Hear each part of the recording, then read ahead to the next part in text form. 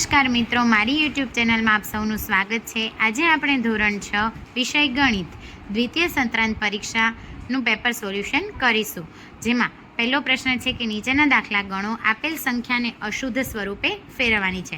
તો 11.1/3 અશુદ્ધ સ્વરૂપે ફેરવતા આપણને જવાબ મળશે 23/2।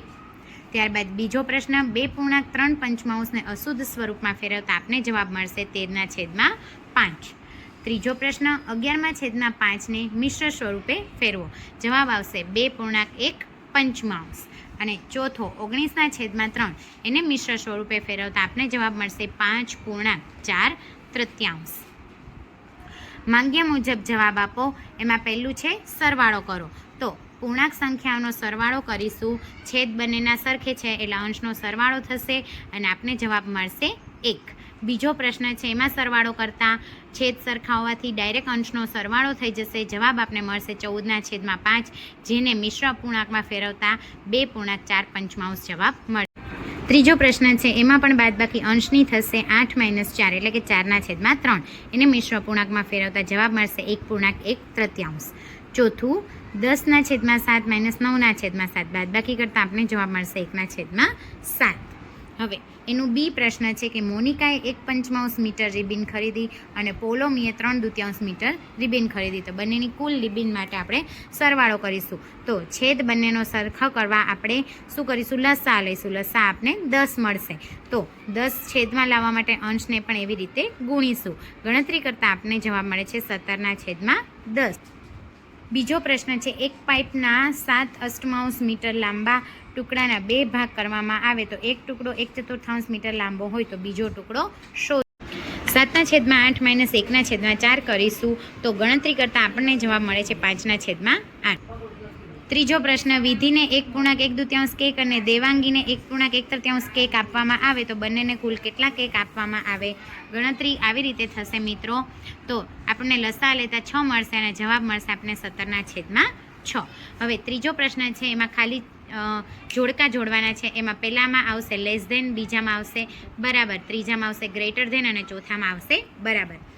હવે પ્રશ્ન નંબર 5ના બમાં આપણે પૈસાને રૂપિયામાં ફેરવવાના છે, તો 175 પૈસાને 1.75 રૂપિયા થશે અને 825 પૈસાના રૂપિયા થશે 8.25 રૂપિયા। એનો બીજો પ્રશ્ન છે ત્રીજાનો જ બીજો છે, એમાં 6500 મીટરને કિલોમીટરમાં ફેરવતા આપણને જવાબ મળશે 6.500 કિલોમીટર અને 5 કિમી 3 મીટર, એનો જવાબ આવશે 5.300 કિમી। ચોથો પ્રશ્ન દાખલા ગણો, એમાં પહેલી રકમ છે કે રોનકની માતાએ તેને 12.50 રૂપિયા અને તેની પિતાને 13.75 આપ્યા, તો રોનકના માતા પિતા દ્વારા રોનકને કુલ કેટલા રકમ આપવામાં આવે એનો સરવાળો થશે, તો સરવાળો કરતાં આપને જવાબ મળશે 26.25 રૂપિયા। કેતને સંસ્કૃતની ચોપડી માટે 10.5 રૂપિયા અને સામાજિક વિજ્ઞાનની ચોપડી માટે 25.25 ખરીદ્યા, તો કેતને કુલ કેટલા રકમ ખરીદ્યા, બંનેનો સરવાળો કરતાં આપને જવાબ મળશે 35.75। રુદ્રાંશે એક રમકડું 10.25 રૂપિયામાં ખરીદ્યું, દુકાનદારને 50 રૂપિયા આપ્યા, તો એને પાછા કેટલા રૂપિયા મળ્યા હશે તેના માટે આપણે બાદબાકી કરીશું અને બાદબાકી કરતાં આપને જવાબ મળશે 39.75 રૂપિયા। ચોથો પ્રશ્ન ગૌરવે 10 કિલોગ્રામ ફળો ખરીદ્યા, તેને 2 કિલોગ્રામ અને 50 ગ્રામ સફરજન, 3 કિલોગ્રામ 75 રૂપિયા નારંગી અને બાકીના દાડમ ખરીદ્યા, તો દાડમનું વજન શોધો। તો સૌપ્રથમ આપણે પહેલાં બંનેનો સરવાળો કરીશું અને ત્યારબાદ એના 10 રૂપિયામાંથી બાદબાકી કરીશું, એટલે કે 4 કિલોગ્રામ અને 425 ગ્રામ દાડમ આવશે। હેતવી 30 વખત પાસો ફેંકે છે, તો એના માટેનું આવૃત્તિ કોષ્ટક આ રીતે થશે, જેમાં પહેલામાં આવશે 5, બીજામાં 4, ત્રીજામાં 3, ચોથામાં 3, પાંચમામાં 9 અને છઠ્ઠામાં 6। ત્યારબાદ બીજો પ્રશ્ન છે એમાં આવૃત્તિ કોષ્ટકમાં સફરજનમાં 5, કેળામાં 9, દ્રાક્ષમાં 6, સ્ટ્રોબેરી 1, કીવી 4 અને નારંગી 5। ચિત્ર આલેખનું અવલોકન કરીને પ્રશ્નના જવાબ આપવાના છે। એમાં પહેલામાં આવશે ડી, બીજામાં 120, ત્રીજામાં ડી અને ચોથામાં ડી અને ઈ। બીજું છે કે બલ્બનું વેચાણ કરતી દુકાનમાં જે તે માસમાં થયેલ વેચાણ દર્શાવતા ચિત્ર આલેખનું અવલોકન કરી અને પ્રશ્નોના જવાબ આપવાના છે। એમાં પહેલામાં આવશે ફેબ્રુઆરી, બીજામાં જાન્યુઆરી અને જૂન, ત્રીજામાં 280 અને ચોથામાં 20। પ્રશ્ન નંબર 7 જોડકા જોડો, પહેલામાં આવશે ઈ, બીજામાં સી, ત્રીજામાં બી, ચોથામાં ડી અને પાંચમામાં એ। માગ્યા મુજબ ગણતરી કરો. આપેલ આકૃતિની પરિમિતિ શોધો. તો આની પરિમિતિ શોધતા આપણને જવાબ મળશે 20 સેમી. પછી બીજો પ્રશ્ન છે, ત્રિકોણની બાજુનું માપ આપેલું છે 10, 14 અને 15. તો એની પરિમિતિ શોધતા 3 3 નો સરવાળો કરતાં આપણને જવાબ મળશે 39 સેમી. છેલ્લો પ્રશ્ન છે, 8 મીટર લંબાઈની બાજુવાળા ચોરસનું ક્ષેત્રફળ. ચોરસનું ક્ષેત્રફળ લંબાઈ ગુણ્યા લંબાઈ એટલે કે 64 ચોરસ મીટર એનું ક્ષેત્રફળ મળશે. ત્યારબાદ ગણતરી કરો, 50 મીટર લંબાઈ ધરાવતી ચોરસ જમીન પર પ્રતિ ચોરસ મીટર 8 રૂપિયા લાદી બેસાડવાનો ખર્ચ કેટલો થશે? તો એનું પહેલાં સૌપ્રથમ ક્ષેત્રફળ શોધીશું. 50 ગુણ્યા 50 એટલે કે 2500 ચોરસ મીટર. હવે 1 ચોરસ મીટરનો 8 રૂપિયા હોય તો 2500નો ખર્ચ કેટલો? જવાબ આવશે 20,000 રૂપિયા. ત્યારબાદ બીજો પ્રશ્ન છે, એમાં લંબચોરસ બાગની પરિમિતિ શોધવાની છે. તો 2 કૌંસમાં લંબાઈ વત્તા પહોળાઈ, જવાબ આવશે 300 ચોરસ સેમી. અને 1 ચોરસ મીટર માટેનો ખર્ચ 10 રૂપિયા હોય તો 300 માટે કેટલા? જવાબ આવશે 3000 રૂપિયા.